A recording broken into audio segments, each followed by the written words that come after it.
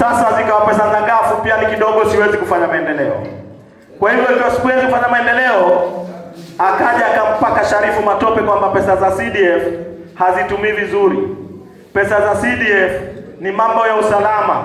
Mbona huku watu mashembe huruka, watu upigana, hizi pesa za usalama wao wazipeleka wapi? Tukamtoa Sharifu, akawekwa yeye. Baada ya kuingia ndio miaka 4 hii tulionayo. Sharifu amepiga miaka 10 na akawa na pesa hiyo, pesa ya CDF anayepata kwa miaka 10 ya Sharifu kulingana na mgao ulivyokuwa unatolewa. Sharifu alifika mahali akapata pesa yote kwa jumla milioni 900 kwa miaka 10. Milioni 900. Milioni 900 hiyo Lamu East nzima ilibadilika kwa miradi ya maana. Milioni 900 hiyo aliweza kuleta Sheikh Msalam Second School. Milioni 9 hiyo aliweza kuleta Laboratory Siu Second School. Milioni 9 hiyo aliweza kufufua shule ya kwanza ya girls ya Pate. Milioni 9 hiyo aliweza kwenda Kizingitini Second School kwa laboratory na klasi ambazo zilikuwa hazijatimia. Milioni 9 hiyo alileta Kizingitini Girls, tuliacha madarasa kidogo akatimiza kuwa 8 ikawa ni full primary school. Milioni 9 hiyo alijenga Kizingitini Police Station. Milioni 900 hiyo alijenga Faza Sub County Headquarter. Milioni 9 hiyo alijenga Chief's Office kadimu maeneo yote. Milioni 9 hiyo amejenga DCO's office hapa Faza. Milioni 9 hiyo alikwenda Kiunga Second School Lab administration, na skuli zote za Lamu East zilikuwa hazina administration nzuri, leo zote zilikuwa na office administration sawa katika hiyo milioni 9. Sasa leo yeye Mabibo ni wape? Kufikia huu mwaka wa 2025-26 Mabibo tayari aishapokea milioni 780. Hiyo tofauti ukileta hapo ina tofauti ya milioni 100 ya Sharifu. Tukimaliza 2026 2027 yeye atakuwa na milioni 880 na Mheshimiwa Sharifu alikuwa na milioni 900. Itakuwa tuna tofauti ya milioni kadhaa, hakuna gap kubwa. Sasa tuziangalie milioni zake 700 sahihi ambazo tayari amekuwa nazo kwenye kitita chake. Nionyesheni la maana moja tu, la maana, mradi ambao ni wa maana unaonekana. Huu ni mradi wa milioni 700 ambazo amezipokea yeye. Hakuna. Upo? Hakuna. Waja kuturingia na kuta kwa Jumali juzi wenda kufungua kuta, hutukuliwa wageni kutoka kila mahali kwenda kufungua fence ya shule. Wallahi hata wale wabunge wenye maana zao wanajiuliza, huwa natuleta kote kufungua fence tu, hatia ni ukuta wa mawe. Ukuta wa mawe, lakini thamani yake nini? Na ukuta wa fence huyo ametuletea Msomali akampa hiyo kazi, sisi wenyewe hakutupa. Baadaye na nyinyi watu wa Rasini mwanishangaza sana. Wajua mwanishangaza kwa nini?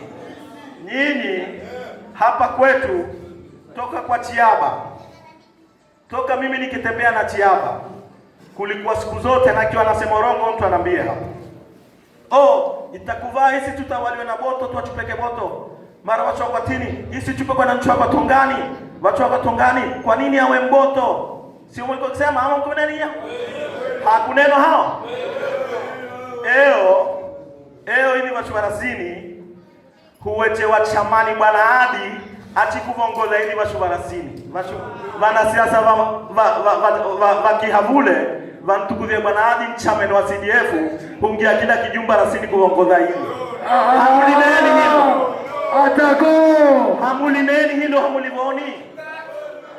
Bwana Adi kuvongoza hivi watu wa Rasini hungia akilini. Na bwana Adi chame, mimi kama Boto siwezi niwe ni chama. Na kwanza nawaambia kitu moja, wote nawaambia time hii hata Mheshimiwa Sharifu achukue hii nafasi tukijaliwa kule 2027.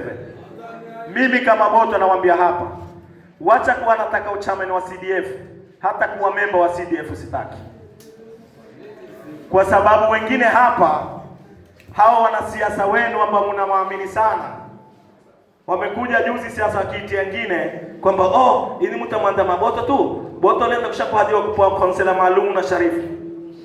Sasa kipawa himi upose waue.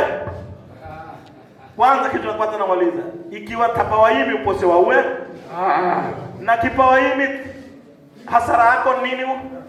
Hakuna. Lakini kwa ujinga wao wameiweka ni hasara. Kwa hivyo nyinyi watu wa Rasini leo mumekuwa malete wa Bwana Ali ati huongoza nyinyi kwamba ni mtu wa CDF.